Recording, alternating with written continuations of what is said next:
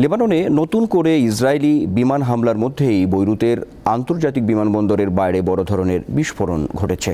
আন্তর্জাতিক গণমাধ্যম জানায়, লেবাননের সশস্ত্র গোষ্ঠী হিজবুল্লাহকে লক্ষ্য করে ইসরায়েলি হামলার রাতে হঠাৎ বড় বিস্ফোরণ হয়। ওই বিমানবন্দরটি দাহে এলাকার সীমানায়, যেখানে হিজবুল্লাহর শক্ত ঘাঁটি রয়েছে বলে জানা গেছে।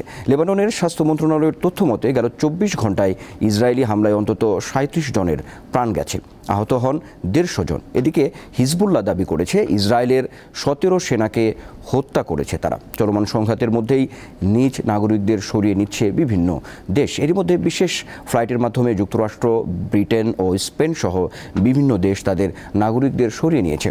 প্রাণ বাঁচাতে প্রতিবেশী দেশে আশ্রয় নিচ্ছে লেবাননের সাধারণ মানুষ।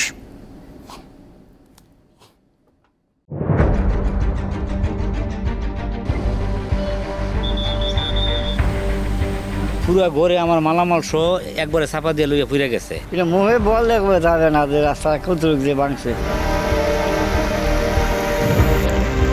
200 বছর আগের ঐতিহ্য মাটির ঘর ছিল, ওই মাটির ঘরগুলো একবারে ভাঙ্গা নিচে পড়ে গেছে। মানুষের তো অসহায়, করার কিছু নাই।